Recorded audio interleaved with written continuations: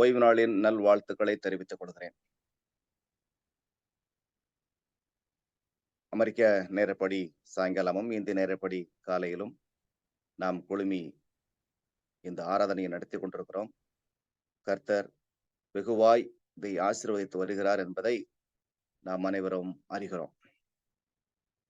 சென்ற ஏப்ரல் 1ஆம் தேதி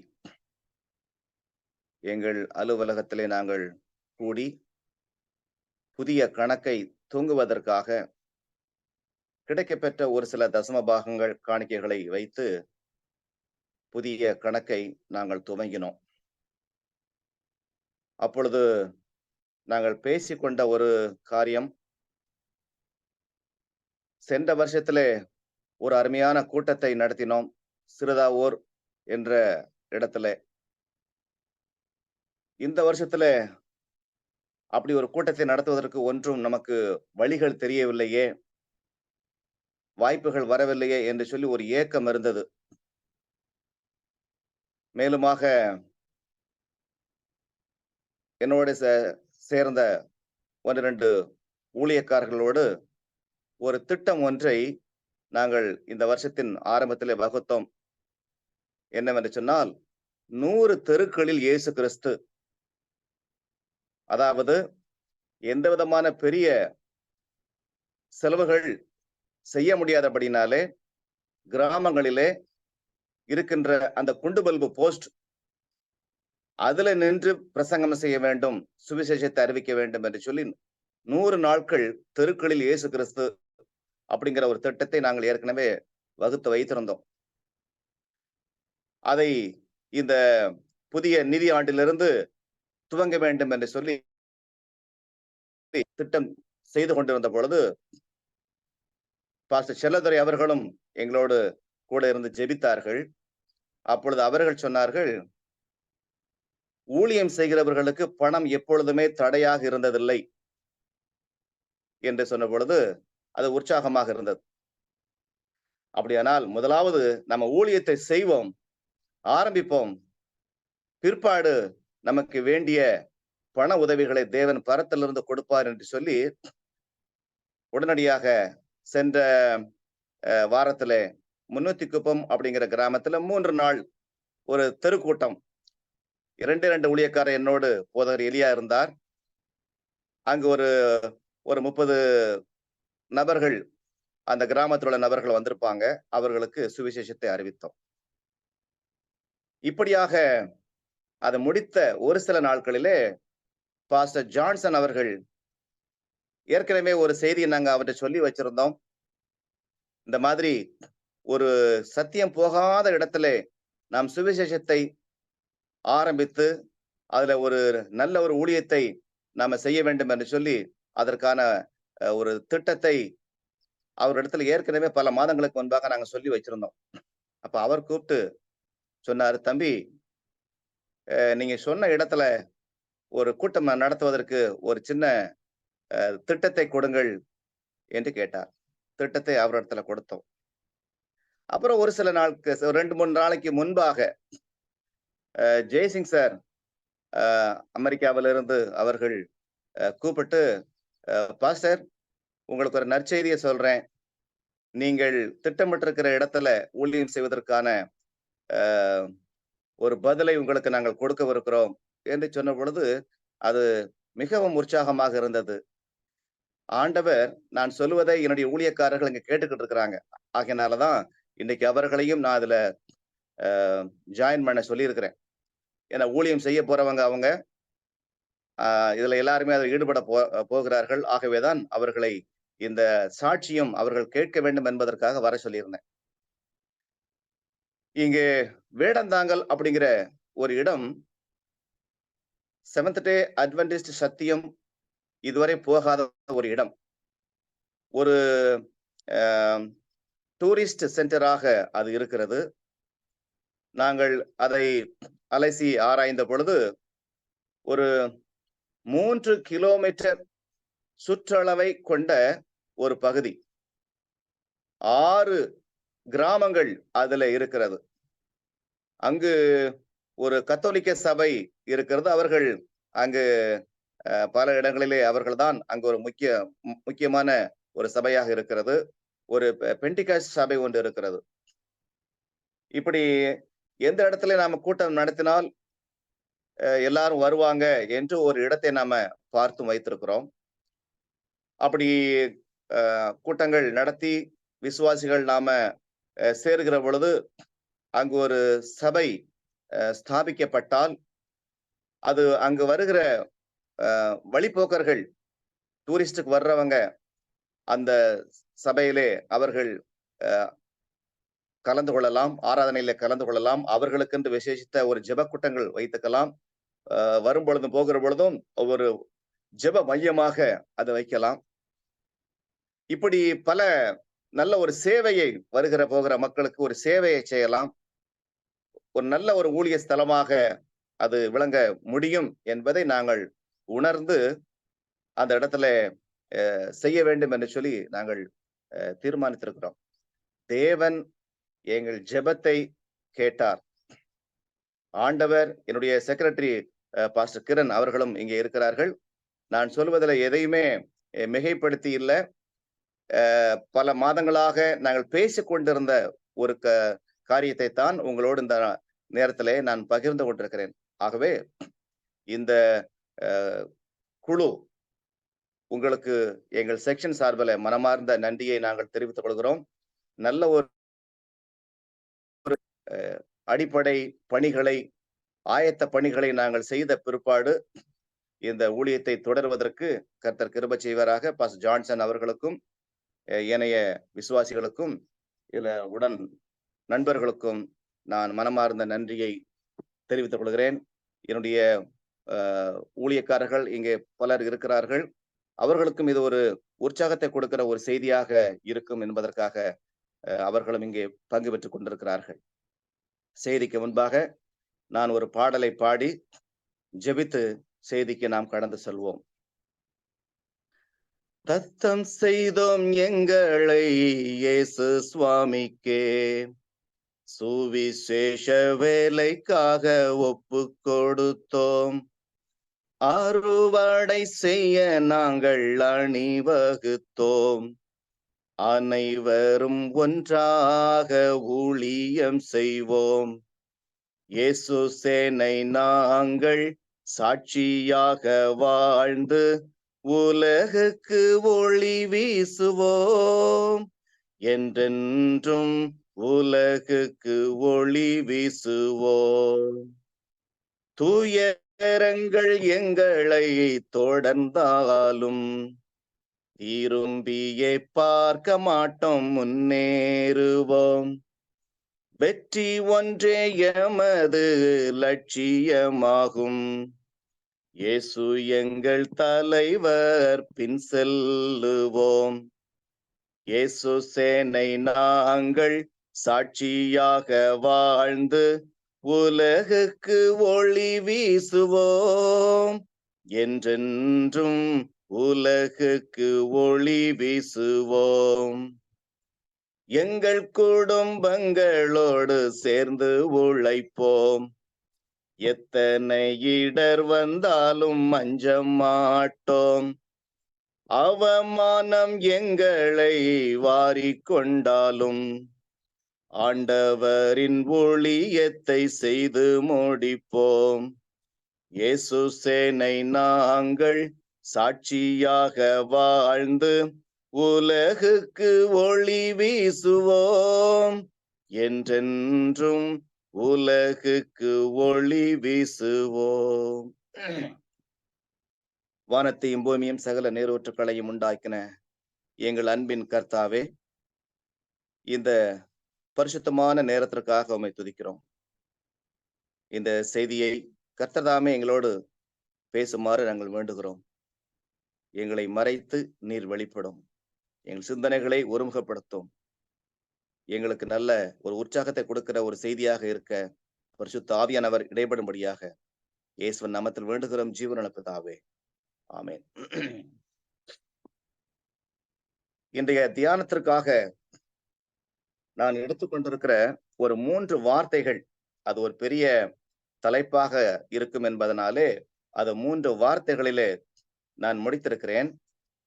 அந்த 3 வார்த்தைகளின் விளக்கத்தை, செய்தியை பகிர்ந்து கொள்வதிலே நான் மகிழ்ச்சி அடைகிறேன். முதலாவது ஒரு வார்த்தை, இதுல ஆங்கிலத்திலே மோட்டிவேஷன் என்று இருக்கிறது. இரண்டாவது வார்த்தை டிவோஷன், மூன்றாவது வார்த்தை ரிடம்ஷன்.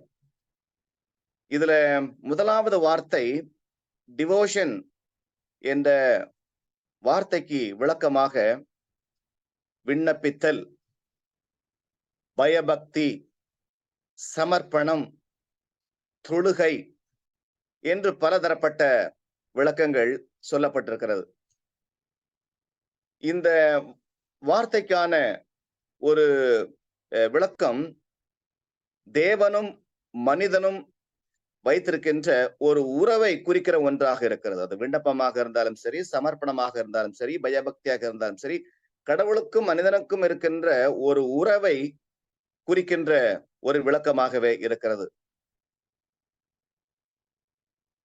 தேவனை போல் இருக்க தேவன் மனிதனை அவருடைய சாயலிலே அவர் படைத்தார். இது கடவுளுக்கும் மனிதனுக்கும் உள்ள இந்த உறவு. தேவ சாயலிலே மனிதன் படைக்கப்பட்டிருக்கிறான். தேவன் பரலோகத்தை ஆளுகை செய்வது போல ஆளுகை செய்ய வேண்டும் என்பது அவருடைய திட்டமாக இருந்தது. மனிதன் கீழ்ப்படியாமையினால் தேவ உறவை அவன் இழந்தான். அது இன்றும் அது தொடர்கிறது. அத்தி இலைகளை உடுத்தியிருந்த ஆதி மனிதனுக்கு, ஆதாம் ஏவாளுக்கு, அந்த உறவை மீண்டும் செம்மைப்படுத்துவதற்காக தோல் உடைகளை உண்டாக்கி தனது மீட்பின் திட்டத்தை விளங்கச் செய்தார். மனிதனை தேவனிடம் சேர்ப்பதற்காக தேவன் மனிதனிடத்திலே அவர் வந்தார். தேவன் மனிதனை முதலாவது நேசித்து, மனிதனும் அவரை நேசிப்பதற்காக, விசுவாசித்து, கீழ்ப்படிந்து அன்பை காட்டுவதற்காக இங்கு விதிகளை தேவன் ஏற்படுத்தினார்.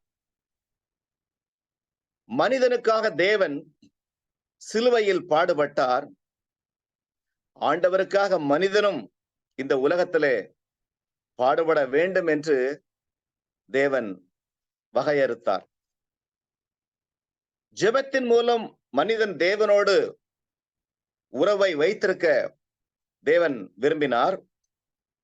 வசனத்தின் மூலம் தேவன் மனிதனோடு உறவாடுவதற்காக சத்திய திரு வசனத்தையும் தந்தார். மனிதனை தேவன் ஆசீர்வதிக்கிறார். அதற்கு மனிதன் நன்றியுணர்வாக காணிக்கைகள், தசம பாகங்களை கொடுக்க வேண்டும் என்று தேவன் விதிகளை வகுத்தார். கடவுளும் மனிதனும் ஒன்றாக பயணிக்க வேண்டும். இறுதியாக தேவனோடு மனிதன் சேரும் அந்த நித்திய வாழ்வை அவன் பெற வேண்டும் என்பதற்காக இந்த உலகத்திலே பல விதிகளை, திட்டங்களை தேவன் நமக்கு வகுத்து கொடுத்திருக்கிறார். வழிகளை நமக்கு காண்பித்து கொடுத்திருக்கிறார்.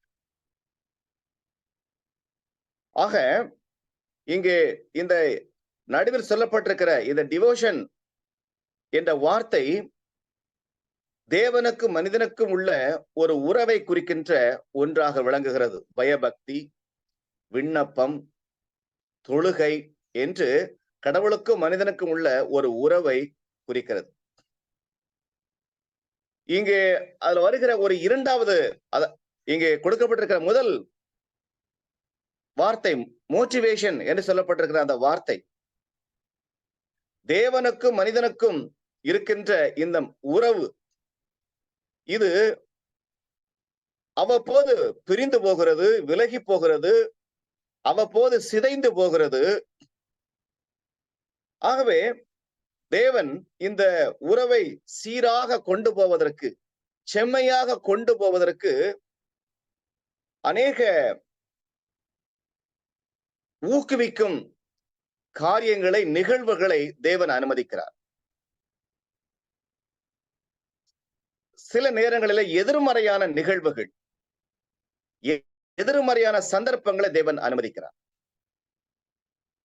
ஒரு சுகவீனமாக இருக்கலாம், அல்லது ஒரு சின்ன ஒரு கஷ்டமாக இருக்கலாம், ஒரு பொருள் இழப்பாக இருக்கலாம், ஒரு உயிர் இழப்பாக இருக்கலாம்.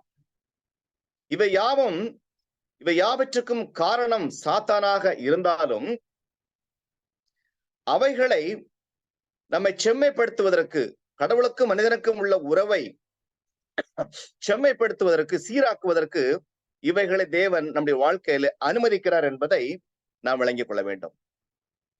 அதற்கு உதாரணமாக எஸ்தர் அப்படிங்கிற ஒரு சரித்திர புஸ்தகம் வேதத்தில் இருக்கிறது. அதுல ஒரு அருமையான சம்பவம் சொல்லப்பட்டிருக்கிறது. அதுல 3வது அதிகாரம் 13 15 வரையில நான் அதை வாசிக்கிறேன்.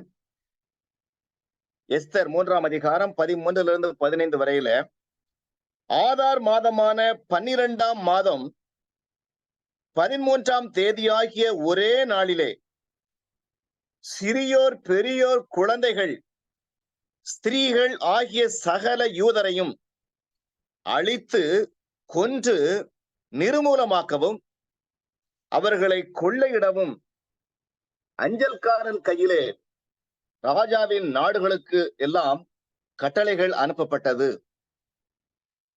அந்த நாளுக்கு ஆயத்தப்பட்டிருக்க வேண்டும் என்று சகல ஜனங்களுக்கும் கூறி அறிவிக்கிறதற்காக கொடுக்கப்பட்ட கட்டளையின் நகல் இதுவே. இது ஒவ்வொரு நாட்டிலும் பிரசித்தம் பண்ணப்பட்டது. அந்த அஞ்சல்காரர் ராஜாவின் உத்தரவினால் தீவிரமாய் புறப்பட்டு போனார்கள். அந்த கட்டளை சூசான் அரமனையில் பிறந்தது. ராஜாவும் ஆமானும் குடிக்கும்படி உட்கார்ந்தார்கள். சூசான் நகரம் கலங்கிற்று. இங்கே பெர்சிய ராஜாவாகிய அகாஸ்வேரு, அவருடைய நாட்களிலே ஒரு கோர சம்பவம். 127 நாடுகளை கொண்ட அந்த சாம்ராஜ்யம், 120 நாடுகளை கொண்ட சாம்ராஜ்யம். அங்கு பல தேசங்களிலே யூதர்கள் பரவி இருக்கிறார்கள். இந்த யூதர்களை அழித்து நிர்மூலமாக்க வேண்டும் என்று ஆமான் என்ற ஒரு கொடிய மனிதன், அவன் ராஜாவினுடைய உதவியோடு திட்டம் தீட்டி அதை சட்டமாகவும் மாற்றி அனைத்து நாடுகளுக்கும் அஞ்சல்காரர் மூலமாக தேதியும் குறிக்கப்பட்டு விட்டது. எல்லாம் பறைசாற்றப்பட்டு விட்டது. ஆண்டுடைய பிள்ளைகளுக்கு ஏற்பட்ட மிகப்பெரிய ஒரு சோகமான செய்தி, ஒரு அழிவு, இன அழிவு, இன பேரழிவு. இதற்கு இந்த செய்தி இங்கு அறிவிக்கப்பட்ட மாத்திரத்திலே அடுத்து என்ன நடக்குது என்று பார்த்தால்,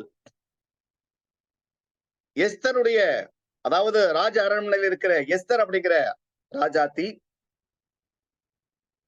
இங்க ராஜாவுக்கு பிரியமா இருக்கிற ஒரு ராஜாத்தி, அவளுடைய சித்தப்பா ஒருத்தர் மொர்தெகாய் அப்படிங்கிற ஒருத்தர், ஒரு யூத குலத்தை சார்ந்தவர்.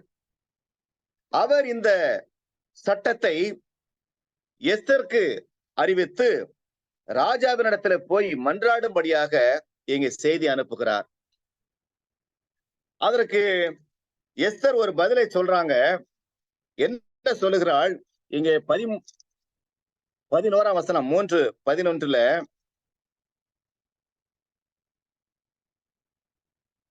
என்ன சொல்லுகிறாள்?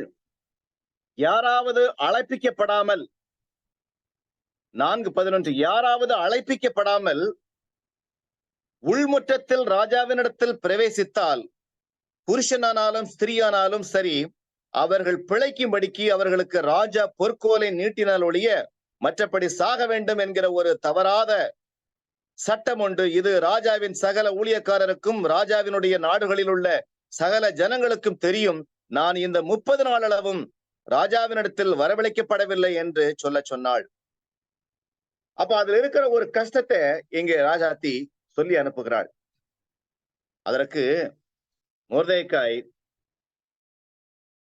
திருப்பி பதில் சொல்றார். அதுதான் இங்கே ஒரு ஊக்குவிக்கும் ஒரு வாசகம். மோட்டிவேஷன் என்று சொன்னால் உந்துவித்தல், ஊக்குவித்தல்.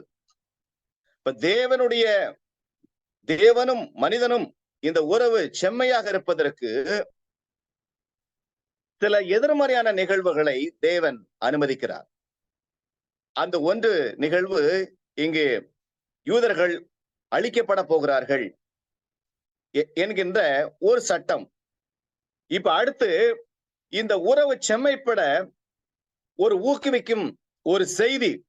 மொர்தெகாய் என்ன சொல்றாரு? மொர்தெகாய் எஸ்தருக்கு திரும்ப சொல்ல சொன்னது, நீ ராஜாவின் அரண்மனையில் இருக்கிறதுனால் மற்ற யூதர் தப்பக்கூடாது இருக்க நீ தப்புவா என்று உன் மனதிலே நினைவு கொள்ளாதே. நீ அரண்மனையில் இருக்கிறதுனால நீ தப்பிக்கலாம் என்று ஒருபோதும் எண்ணாதே. மற்றவர்களெல்லாம் சாகிற பொழுது நீ மட்டும் பிழைப்பா என்று உனக்கு எண்ணமா? நீ இந்த காலத்திலே மௌனமாயிருந்தால் யூதருக்கு சகாயமும் ரட்சிப்பும் வேறொரு இடத்திலிருந்து எழும்பும். அப்பொழுது நீயும் உன் தகப்பன் உன் குடும்பத்தாரும் அழிவீர்கள். நீ இப்படிப்பட்ட காலத்திற்கு உதவியாய் இருக்கும்படி உனக்கு ராஜமேன்மை கிடைத்திருக்கலாமே, யாருக்கு தெரியும் என்று சொல்ல சொன்னான். ஒரு கடுமையான ஒரு வாசகம், ஒரு ஊக்குவிக்கும் ஒரு வாசகம், ஒரு செய்தி, ஒரு உந்துதலை ஏற்படுத்துகின்ற ஒரு செய்தி. அப்போ அடுத்து இங்கே எஸ்தர் என்ன சொல்லுகிறாள்? 16ஆம் வசனத்துல, நீர் போய் சூசானில் இருக்கிற யூதரை எல்லாம் கூடி வரச் செய்து 3 நாள் அல்லும் பகலும் புசியாமலும் குடியாமலும் இருந்து எனக்காக உபவாசம் பண்ணுங்கள். நானும் என் தாதிமாரும் உபவாசம் பண்ணுவோம்.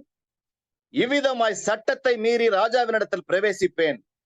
நான் செத்தாலும் சாகிறேன் என்று சொல்ல சொன்னாள். அப்பொழுது மொர்தெகாய் புறப்பட்டு போய் எஸ்தர் தனக்கு கற்பித்தபடியெல்லாம் செய்தான். அப்ப என்ன நடந்தது? ஒரு மிகப்பெரிய ஒரு ஜெப கூட்டம், மிகப்பெரிய உபவாச கூட்டம்.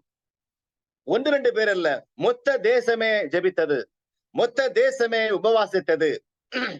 அப்ப ஆண்டவருக்கும் மனிதனுக்கும் இருக்கின்ற இந்த உறவு செம்மைப்படுவதற்கு சில வேளைகளிலே எதிர்மறையான நிகழ்வுகளை தேவன் அனுமதிக்கிறார். இந்த மாதிரியான ஒரு செய்திகள் அது ஒரு ஊக்கத்தை கொடுக்கிறது, ஜெபிப்பதற்கு ஒரு ஊக்கத்தை கொடுக்கிறது, உபவாசிப்பதற்கு ஒரு ஊக்கத்தை கொடுக்கிறது, உந்துதலை கொடுக்கிறது. கடவுளுக்கும் மனிதனுக்கும் உள்ள உறவு செம்மைப்படுவதற்கு ஜெபம், உபவாசம். இன்னும் வேறொரு இடத்துல நம்ம பார்க்கலாம். யோனா அப்படிங்கிற ஒரு தீர்க்க தரிசன புஸ்தகம், ஒரு சிறிய தீர்க்க தரிசன புஸ்தகம், 3ஆம் அதிகாரம் 4-10 வரையில ஒரு செய்தியை வாசிக்கிறோம். யோனா நகரத்தில் பிரவேசித்து 1 நாள் பிரயாணம் பண்ணி இன்னும் 40 நாள் உண்டு, அப்பொழுது நினிவே கவிழ்க்கப்பட்டு போம் என்று கூறினான். ஒரு செய்தி, நினிவே கவிழ்க்கப்பட்டு போகும் அப்படிங்கிறதா செய்தி. அப்போ அதனுடைய விளைவு என்னன்னு பார்க்கிறோம். அப்பொழுது நினிவேயில் உள்ள ஜனங்கள் தேவனை விசுவாசித்து உபவாசம் செய்யும்படிக்கு கூறினார்கள். பெரியோர் முதல் சிறியோர் மட்டும் ரெட்டுடுத்தி கொண்டார்கள். இந்த செய்தி நினிவேயின் ராஜாவுக்கு எட்டின போது அவன் தன் சிங்காசனத்தை விட்டு எழுந்து தான் உடுத்தியிருந்த உடுப்பை கழற்றி போட்டு ரெட்டை உடுத்திக் கொண்டு சாம்பலிலே உட்கார்ந்தான். மேலும் ராஜா தானும் தன் பிரதானிகளும் நிர்ணயம் பண்ணின கட்டளையாக நினிவேயில் எங்கும் மனுஷரும் மிருகங்களும் மாடுகளும் ஆடுகளும் ஒன்றும் ருசி பாராதிருக்கவும், மேயாமலும் தண்ணீர் குடியாமல் இருக்கவும், மனுஷரும் மிருகங்களும் ரெட்டினால் மூடிக்கொண்டு தேவனை நோக்கி உரத்த சத்தமாய் கூப்பிடவும், அவரவர் தம் தம் பொல்லாத வழியும் விட்டு தம் கையில் உள்ள கொடிமையை விட்டு திரும்பவும் கடவர்கள். யாருக்கு தெரியும், நாம் அழிந்து போகாதபடிக்கு ஒருவேளை தேவன் மனஸ்தாபப்பட்டு தம்முடைய உக்கிர கோபத்தை விட்டு திரும்பினாலும் திரும்புவார் என்று கூற சொன்னான். அவர்கள் தங்கள் பொல்லாத வழியை விட்டு திரும்பினார்கள். சரி, அடுத்து அப்போ இங்கே ஒரு மனமாற்றம் ஏற்படுகிறது. யோனா ஒரு செய்தியை சொல்லுகிறார். இன்னும் 40 நாளில் இந்த பட்டணம் கவிழ்க்கப்பட்டு போகும், அழிய போகிறது அப்படிங்கிற ஒரே ஒரு ஒற்றை செய்தி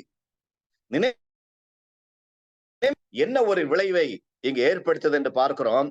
அந்த தேசம் முழுவதுமாக மிருகங்கள் முதல், சிறியோர் முதல், வயோதிபர் வரை அனைவரும் ஒன்றாக சேர்ந்து ரெட்டுடுத்திக் கொண்டு தங்களை தாழ்த்தி பாவங்களை அறிக்கை செய்து மனம் திரும்பி பொல்லாத வழியை விட்டு திரும்பி எவ்வளவு பெரிய மனமாற்றம். கடவுளுக்கும் மனுஷனுக்கும் உள்ள இந்த உறவு செம்மைப்படுவதற்கு தேவன் இவ்விதமாக செயல்படுகிறார். இங்கே பலவிதமான எதிர்மறையான நிகழ்வுகள் நம்முடைய வாழ்க்கையிலே அதை அனுமதித்து இந்த உறவை, ஏனென்று சொன்னால் கடவுள் மனிதன் ஒன்றாக பயணிக்க வேண்டும். அந்த நித்திய ராஜ்யத்திலே, மோட்சத்திலே தேவனோடு மனிதன் வாழ வேண்டும். இழந்து போன அந்த உறவை மீண்டும் பெற வேண்டும். ஏதேன் தோட்டத்திலே பாவத்திற்கு முன்பாக இருந்த அந்த உறவு, அந்த வாழ்க்கை, அது மீண்டும் பெற வேண்டும் என்பதற்காக தேவன் வெகுவாய் பாடுபடுகிறார். அதுல ஒரு மிகப்பெரிய ஒரு உந்துதலை கொடுக்கிறது, ஒரு ஊக்கத்தை கொடுக்கிற சில நிகழ்வுகள், எதிர்மறையான நிகழ்வுகள், கசப்பான நிகழ்வுகளை தேவன் அனுமதிக்கிறார். அப்படி அனுமதித்ததன் மூலமாக இந்த உறவு செம்மைப்படுவதற்கு அது வழிவகுக்கிறது. அன்பானவர்களே, நம்முடைய வாழ்க்கையில ஒரு சின்ன ஒரு பலவீனம் வந்துருச்சு, ஒரு சுகவீனம் வந்துருச்சு அப்படின்னா நாம் அதிகமாக ஜெபிப்பதற்கு அது ஏதுவாக இருக்கிறது. யாரோ ஒருத்தங்க நம்மளை சில நேரங்களை திட்டாங்கன்னா கூட அது ஒரு ஒரு ஊக்கத்தை கொடுக்கிறது, ஒரு ஒரு மனமாற்றத்தை, ஒரு பாடத்தை நமக்கு கற்பிக்கிறது.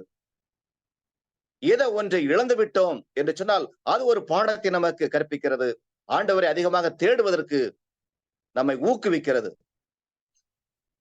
அப்படியானால் இந்த உலகத்துல பிற மனிதர்களும் ஆண்டவரோடு செம்மைப்பட வேண்டும், உறவு செம்மைப்பட வேண்டும் என்று சொன்னால் இந்த செய்தியை, எச்சரிப்பின் செய்தியை, ஊக்குவிக்கும் செய்தியை, ரட்சிப்பின் செய்தியை அறிவிக்கப்பட நாமும் எவ்வளவாய் இது உதவியாக இருக்க வேண்டும், நம்முடைய பொறுப்பு எவ்வளவா இருக்கிறது என்பதை நாமும் அதை உணர வேண்டும்.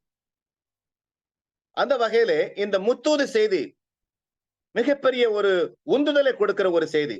தேவனுக்கு பயந்தவரை மகிமைப்படுத்துங்கள், அவர் நியாய தீர்ப்பு கொடுக்கும் வேலை வந்தது, வானத்தையும் பூமியையும் சகல நீரூற்றுகளையும் உண்டாக்கினவரை தொழுது கொள்ளுங்கள் அப்படிங்கிற ஒரு செய்தி, ஒரு மிகப்பெரிய கடைசி கால செய்தி, ஊக்குவிக்கிற ஒரு செய்தி, எச்சரிப்பின் செய்தி, மனமாற்றத்திற்கான அழைக்கின்ற ஒரு செய்தி. ஒவ்வொரு காலத்திலையும் தேவன் ஒவ்வொரு விதமாக அவர் செயல்படுகிறார். ஆக மொத்தத்துல அவருடைய தலையாய நோக்கம், சித்தம் மனிதன் தேவனோடு சேர வேண்டும், மனிதனை தேவனிடத்திற்கு சேர்க்க வேண்டும். அதுதான் அவருடைய பிரயாசம். இந்த உலகத்திலே அவர் வந்து மனிதனாக வாழ்ந்து சிலுவையிலே பாடுபட்டு மரித்து உயிர் தெழுந்து பரமேறி சென்று மீண்டுமாக அவர் வருவதன் நோக்கம் மனிதனை தேவனிடத்திலே சேர்க்க வேண்டும் என்பதற்காக. ஊக்குவித்தல், உந்துவித்தல், இது மிக மிக அவசியமான ஒன்றாக இருக்கிறது. தேவன் அவ்விதமாக நம்மை ஊக்குவித்து தேவனிடத்துல சேர்ப்பதற்காக எதிர்மறையான காரியங்கள் அது எதுவாக இருந்தாலும் சரி நம்மிடத்துல அவர் இடைபடுகிறார். இந்த 3 வார்த்தைகளில் கடைசி வார்த்தை ரிடெம்ஷன், மீட்பு. இப்போ இதனுடைய விளைவு என்ன? இப்படி ஊக்குவிக்கிறதுனால மனுஷன் தேவனிடத்துல சேருகிறான். அதனுடைய விளைவு என்ன என்று பார்க்கிறோம். எஸ்தர் 9ஆம் அதிகாரத்துல அதனுடைய விளைவு என்ன? எஸ்தர் 9:1-3 வரையில நம்ம வாசிக்கலாம்.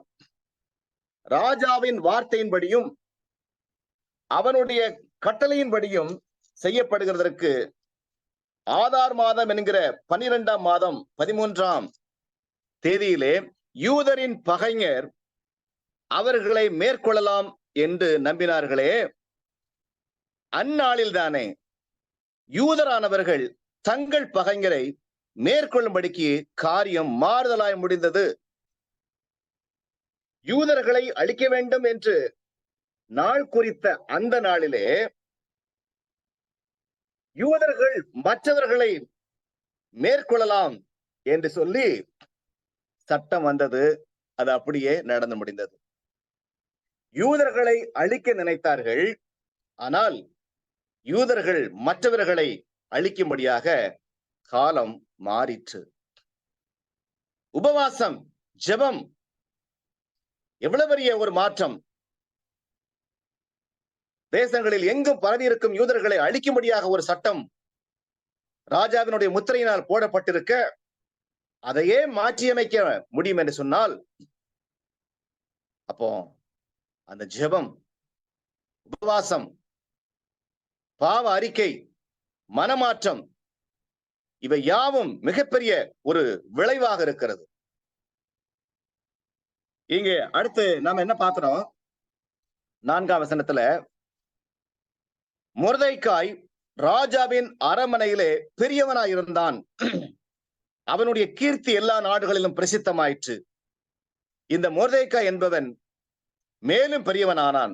10ஆம் அதிகாரத்துல கூட கடைசி வசனம், 3ஆம் வசனம், யூதனாகிய மொர்தெகாய் ராஜாவாகிய அகாஸ்வேருவுக்கு இரண்டாவதானவனும் யூதருக்குள் பெரியவனும் தன் திரளான சகோதரருக்கு பிரியமானவனுமாய் இருந்ததும் அன்றி, தன் ஜனங்களுடைய நன்மையை நாடி தன் குலத்தாருக்கெல்லாம் சமாதானம் உண்டாக பேசுகிறவனுமாய் இருந்தான். இங்கே யூதர்களை அழிக்க தீர்மானித்தவர்கள் அழிக்கப்பட்டார்கள். பகைஞர் இங்கு கொல்லப்பட்டார்கள். ஜட்ஜ்மெண்ட், நியாய தீர்ப்பு, துன்மார்க்கருக்கு நியாய தீர்ப்பு என்பது உறுதி. அடுத்து ராஜாவுக்கு நன்மை செய்த ஒருவன் இந்த மொர்தெகாய். அவனுக்கு இங்கே ஒரு மேன்மை கிடைக்கிறது, அவனுக்கு ஒரு உயர் பதவி கிடைக்கிறது. யூதருக்கெல்லாம் நன்மை செய்கிறவனாக அவன் உயர்த்தப்பட்டான். இவையெல்லாம் இந்த ஜெபத்தின் விளைவு, உபவாசத்தின் விளைவு. மனிதன் தன் பாவ வழியை விட்டு தேவனோடு அவன் இணைகிற பொழுது, சேருகிற பொழுது, கடவுளுக்கும் மனிதனுக்கும் உள்ள உறவு செம்மைப்படுகிற பொழுது ஒரு மிகப்பெரிய ஒரு மீட்பு, விடுதலை, வெற்றி. எஸ்தர் 7ஆம் அதிகாரம் 9, 10 இந்த வசனங்களை நம்ம வாசிக்கலாம். 7ஆம் அதிகாரம் 9, 10. அப்பொழுது ராஜ சமூகத்தில் இருக்கிற பிரதானிகளில் அர்போனா என்னும் ஒருவன் இதோ ராஜாவின் நன்மைக்காக பேசின மொர்தெகாய்க்கு ஆமான் செய்வித்த 50 முழ உயரமான தூக்கு மரம் ஆமானின் வீட்டண்டையில் நாட்டப்பட்டிருக்கிறது என்றான். அப்பொழுது ராஜா அதிலே அவனை தூக்கி போடுங்கள் என்றான். அப்படியே ஆமான் மொர்தெகாய்க்கு ஆயத்தம் பண்ணின தூக்கு மரத்தில் ஆமானை தூக்கி போட்டார்கள். அப்பொழுது ராஜாவின் உக்கிரம் தணிந்தது. இங்கே ராஜா அண்டையிலே போன பொழுது செங்கோலை நீட்டுகிறார். 2 விசை தனது விருந்திலே வரும்படியாக ராஜாவை அழைக்கிறார்.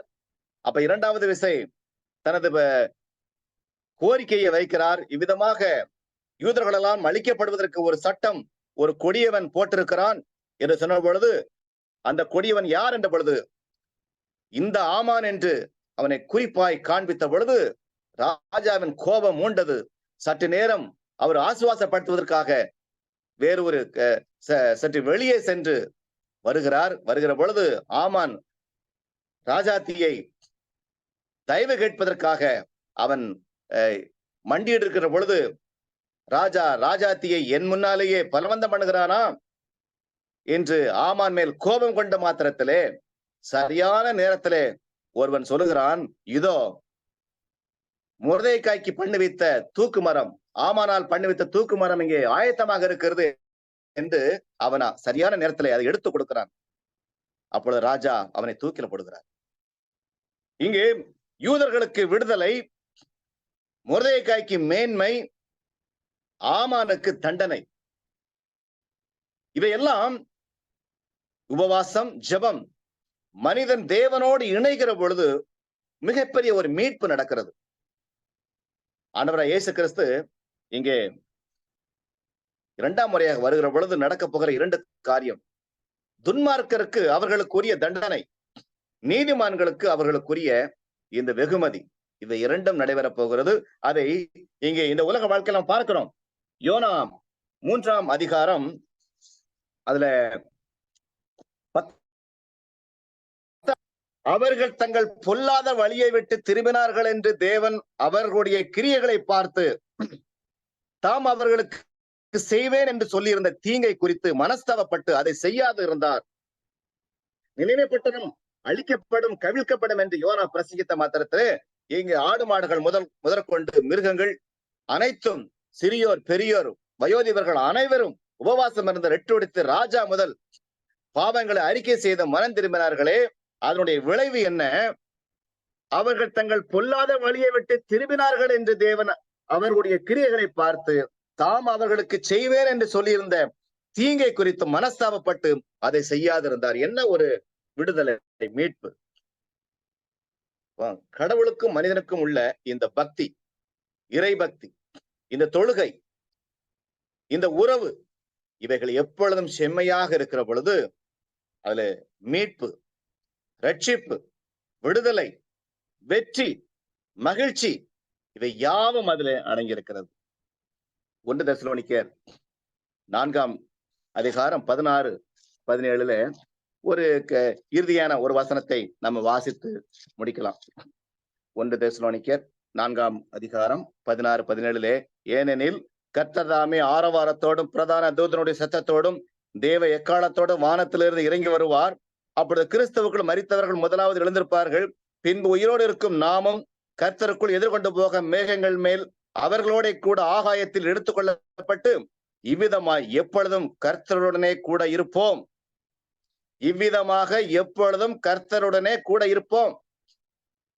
இதுதான் அந்த கடைசி நிகழ்வு.